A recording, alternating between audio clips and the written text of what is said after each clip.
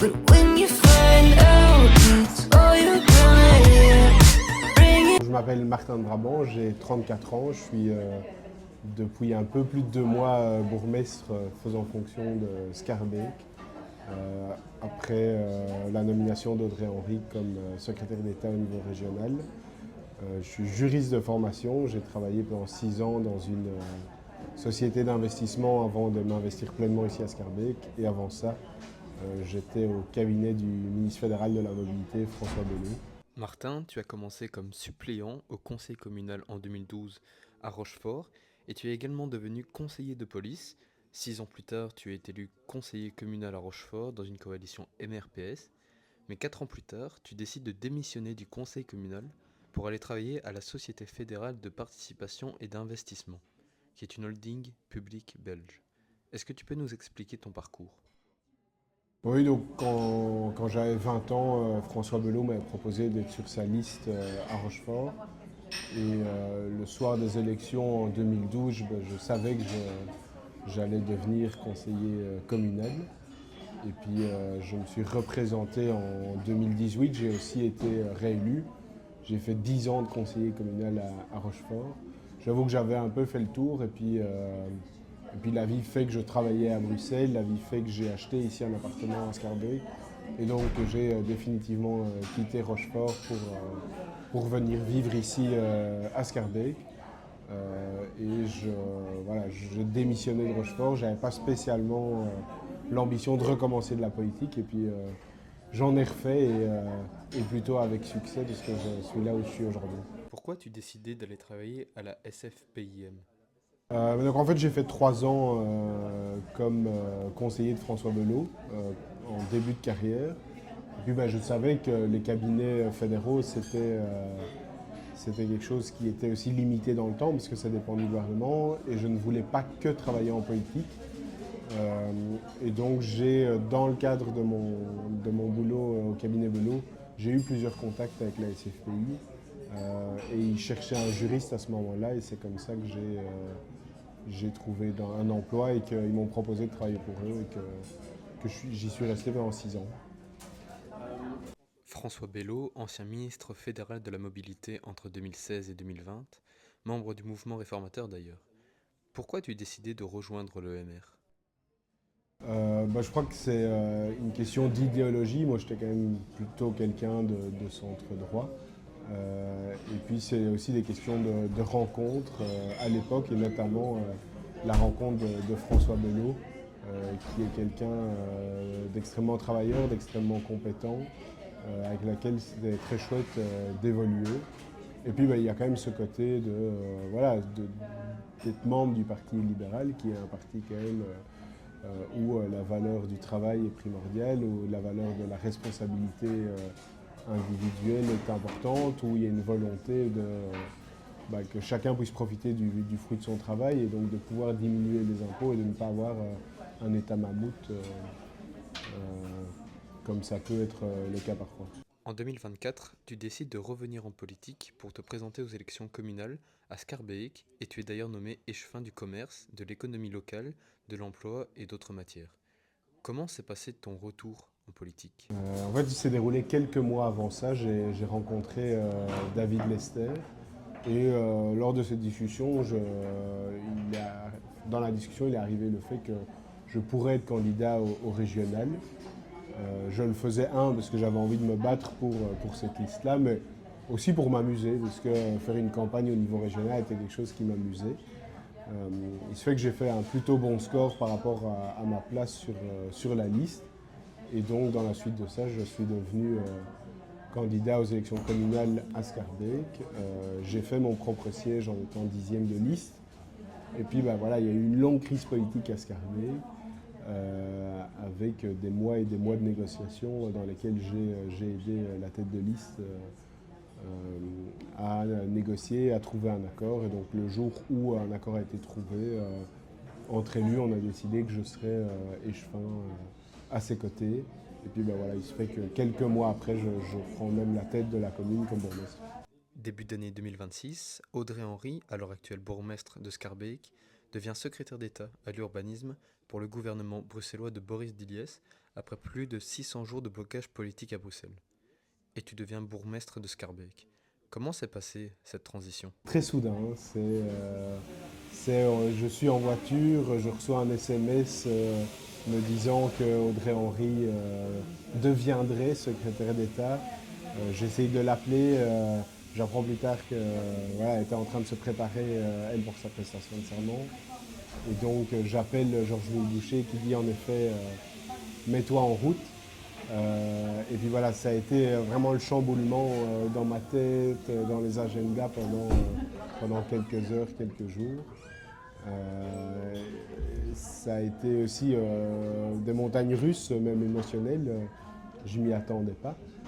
Et donc les quelques jours, semaines qui ont suivi n'étaient pas faciles, hein, parce que c'est aussi beaucoup de boulot, c'est des dossiers à prendre en route. La transition, ben voilà, avec un agenda complet, avec Audrey qui devenait secrétaire d'État, qui avait aussi un agenda complet, c'était des contacts très ponctuels. Mais voilà, ça fait maintenant plus de 2 mois. Je me suis imprégné de la fonction, des dossiers, et jusqu'à présent, ça se passe bien. Quelle est la journée type d'un bourgmestre à Schaerbeek? Alors, mis à part le fait qu'elle est très occupée, il n'y a pas vraiment de journée type. Elle commence assez tôt, moi je suis un lève-tôt, et donc j'arrive à la commune entre 6h50 et 7h30. Et je commence par faire mes mails. En fait, pendant 1h30, je traite mes mails et autres, parce que j'ai pas tellement de temps de le faire plus tard dans la journée. Et puis le reste de la journée, c'est beaucoup de réunions qui s'enchaînent. Il y a des réunions qui sont fixes, le collège c'est chaque semaine, la conférence des bourgmestres c'est chaque semaine, le collège de police c'est aussi chaque semaine. Et puis en fait il y a toute une autre série de réunions, que ce soit avec mes collègues échevins sur des projets importants qu'ils portent, ou vis-à-vis des administrations ou du monde extérieur qui souhaitent me rencontrer, avoir des orientations sur lesquelles travailler. Donc voilà. Et puis la maison communale ferme à 8h, et donc je me retrouve souvent vers 8h pour quitter les lieux et rentrer chez moi s'il n'y a pas un conseil communal, une commission, une réunion en soirée quelque part. Quelles ont été tes principales préoccupations pour la commune? Dans une aussi grosse commune urbaine comme Schaerbeek, la préoccupation principale c'est la sécurité. Le bourgmestre est d'ailleurs à la tête de la police. Et donc ça, c'est vraiment ma grosse préoccupation. Et notamment le quartier nord qui connaît de grandes difficultés en termes de sécurité, en termes d'assiétude. Et donc ça, c'est vraiment, je dirais, un des points majoritaires de la vie de bourgmestre, c'est la sécurité et la police. On a d'autres gros challenges de grande ville, c'est la propreté, c'est l'aménagement de l'espace public, comment est-ce qu'on aménage l'espace public sans opposer les gens par rapport aux autres, et puis l'aménagement urbain des nouveaux quartiers qui arrivent à Schaerbeek, notamment il y a le Mediapark où il y a aussi un quartier près de la gare du Nord qui se développe et qui est un tout nouveau quartier, et donc il faut voir comment on développe ça en harmonie. Alors, à Schaerbeek, la coalition communale est PSMR. Comment se déroulent les relations dans la coalition? Alors c'est une coalition qui est très large. On est, dans la majorité, on est 8 partis. 6 partis au collège, MR, les engagés, PS, Défi, Écolo, Huron. Plus un conseiller Anders et un conseiller CDNV qui soutiennent la majorité. Donc c'est très pluriel, c'est beaucoup de gens à mettre autour de la table, et tout ça dans un cadre budgétaire assez compliqué.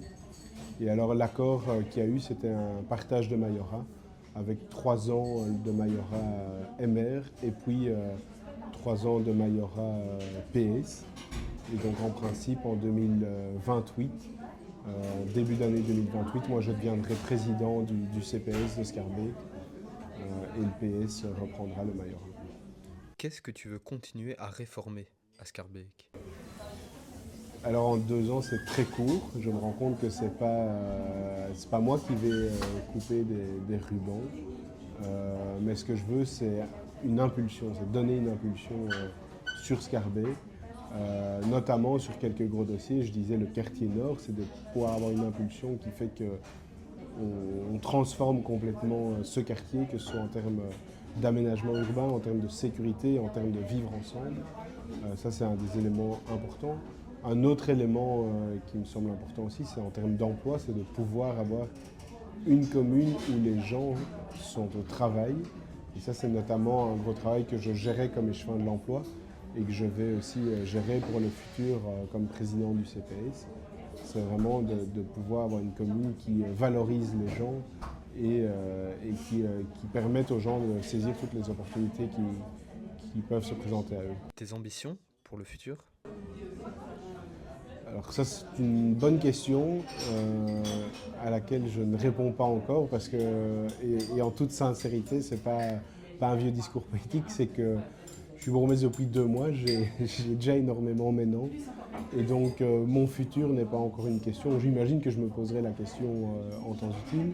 J'imagine que je serai probablement candidat en 2030.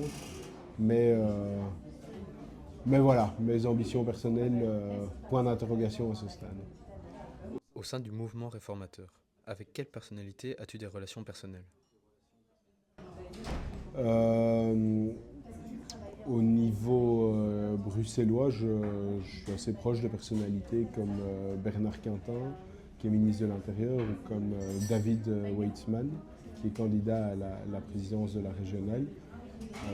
Avant, j'étais aussi échevin du commerce et de l'économie. J'ai eu pas mal de contacts avec notamment Éléonore Simonet. Je suis aussi extrêmement proche, évidemment, de Audrey Henry.